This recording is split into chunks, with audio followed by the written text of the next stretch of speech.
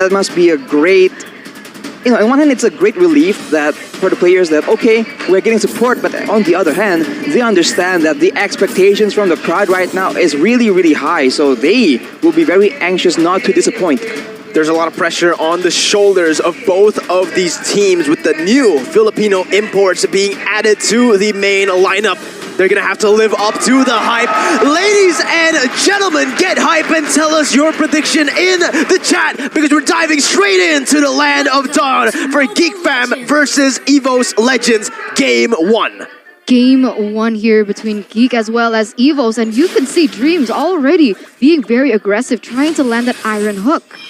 He needs to land as many as possible in the early game. That is the advantage they have. Right now, he is looking into the jungle, but he won't find anyone as Baloyski tries to be a nuisance to Sesujin. Yeah, he puts in some damage. It's going to be Dreams who hooks Baloyski back in, forcing that flicker out. Sesujin already starting off very, very well. Jana, though, he got full, no pressure whatsoever in his own jungle, therefore getting the Lethal Wanderer for free. Don't even think he needs to use the Retribution here. He's just gonna basic attack it and use the Retribution in his own jungle. Another thing that we can actually see and observe is the fact that both junglers from the side of Geek Fam as well as EVOS Legends have not opted to use that Demon Slayer emblem. Is this going to be a aggressive Ling, especially with that killing spree? Sure seems like it. I mean, there's a lot of targets on the side of Geek Fam for Sesujin to try and make plays with. Although, I guess Elzura can still kind of outplay that with the Black Shoes. We'll just have to see, though. It all comes down to timing, right? When is he going to try and dive into it? And are Geek Fam going to be ready for it? Let's see, that's the big question. Both of the junglers and both of the teams are playing it very, very safe in the early stage. Both of them just roaming properly on the map. Baloyski, though, going for the stun. Sesujin is here, goes in for the Defiant Blade on to Baloyski. Nothing hitting just yet, and that's going to be the hook. Dreams bringing Baloyski back as the Tempest Ablaze is there, and Clover picks up first blood, presented to you by the Samsung Galaxy A series. The new recruits for EVOS doing a whole lot. EVOS Legends highlighting the weakness coming in from Geek Fam from yesterday and even the week before, really denying the presence that, of course, Baloyski can have. But once again here, DLAR might be in trouble. They are going to start setting up for this turtle.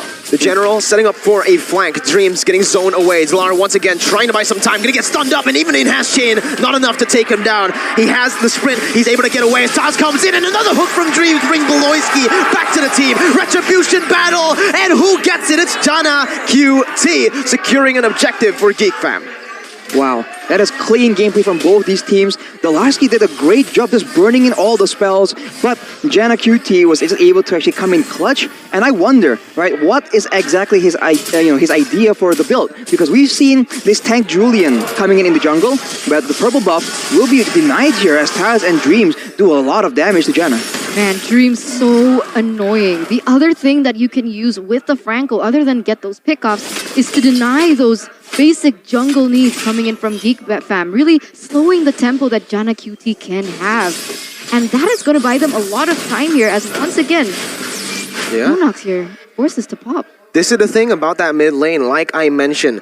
With the Lunox pick, they're not going to have a lot of pressure in the early stage of the game, therefore giving Lilia much more potential to put pressure on the map. The thing is, though, on the opposite side, Dreams has the Franco to make plays. Geek Fam will, in return, just be very passive in the side lanes because of Dreams' movement. Dreams doesn't even need to show up on the map. All he needs to do is stay in the bushes, and because of that, Geek Fam will have to play it passively. Now, though, that he is revealed on the map, oh my goodness. Geek Fam can finally push on top side and even bottom side, but in the bottom lane, it feels like Luke is having a lot of trouble here dealing with DLAR.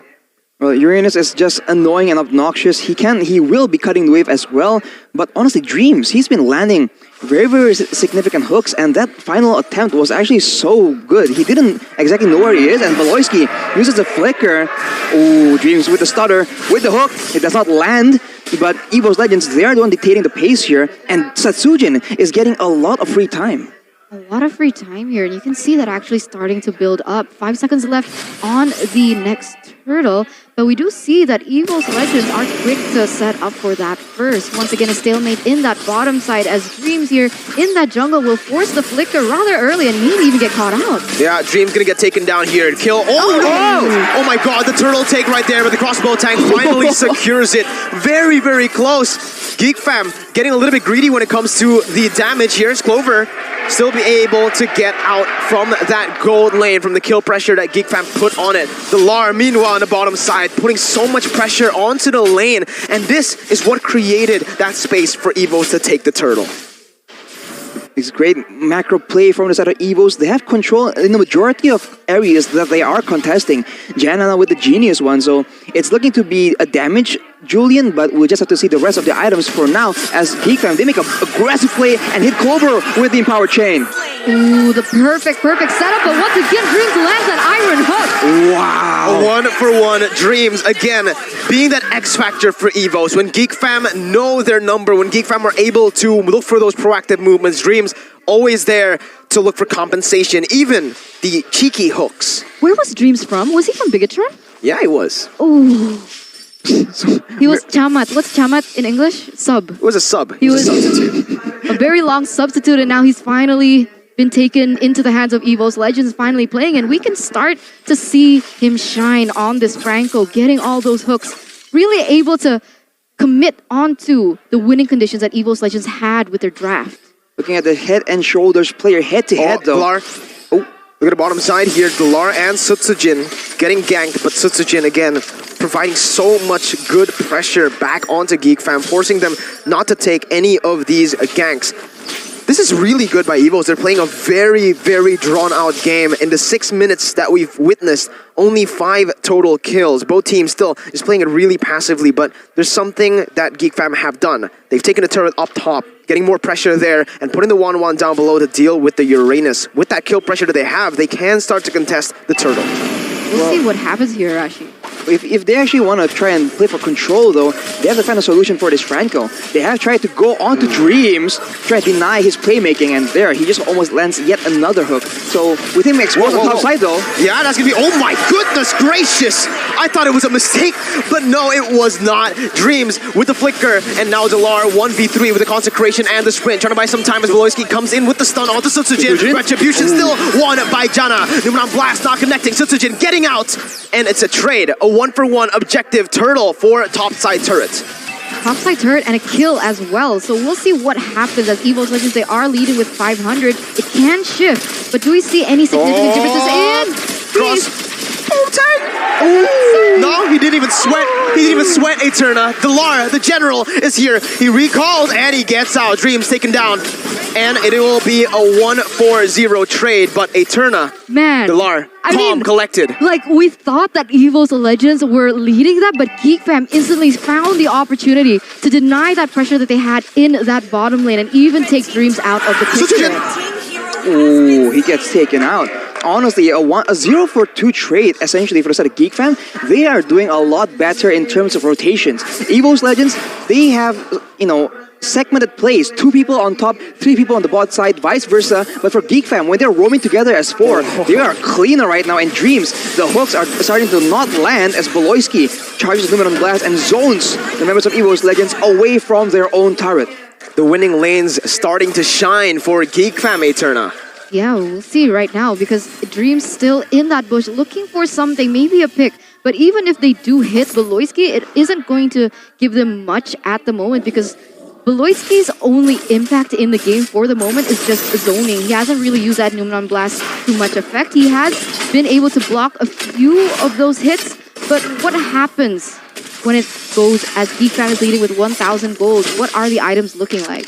Well, in the big team fight, I think Geek Fam has a lot of advantage. They have the Lilia with the Ice Queen's one, and so that slow will also set up everyone else. Top Luke, side. as well as Kadira. And Luke right now, speaking of the devil, gets jumped on by 3 people. Bloody Hunt taken down. Luke, still able to survive for a bit longer, but look at Geek Fam's response. Instantly over towards that bottom side, even onto the Lord. I don't think they have enough damage to take this down. They're committing onto it. EVOS Legends have used a flicker. Dreams not having that, and the Bloody Hunt as well. Sojin coming in with the Finch Poise, trying to open up the map. DLAR in the midst of it all right now. Enhanced Chain not connecting. Geek Fam forced to back away. Elzura pushing some damage onto Clover, but Clover kiting away really well.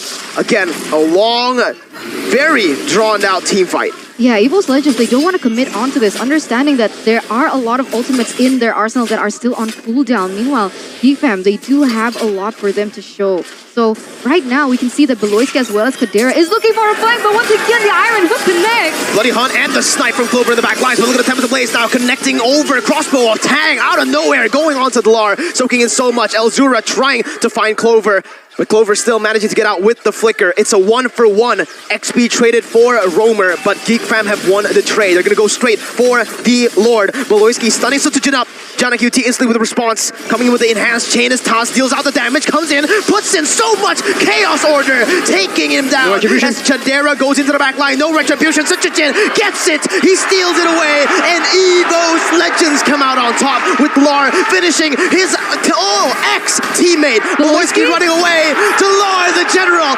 taking his ex-teammate down. Man, a better setup coming in from Geek Fam, but the initial setup was made by EVOS Legends, and they were able to come back from this. But now, Elzura might be in trouble. He is looking to zone away Elzura for the moment, not taking away his life. But the fact of the matter is now, EVOS Legends have that pressure in that mid side. Is going to take another neutral objective in that tower.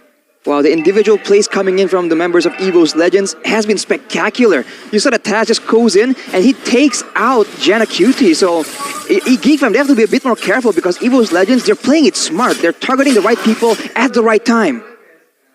Oh, that was pretty sad, man. You know, like the two brothers that was once, they were once in on a PH together. Tragic. DLAR had to take him down there. 3-0-2.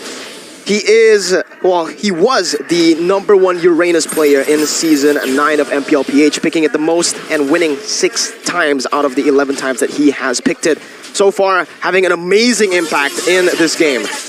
And we can see now that the side of EVOS Legends, they're putting way more pressure on all of these 3 lanes. You can see the lane going in that bottom side, changing and taking all those minions. But look at the Lord just marching down here in that...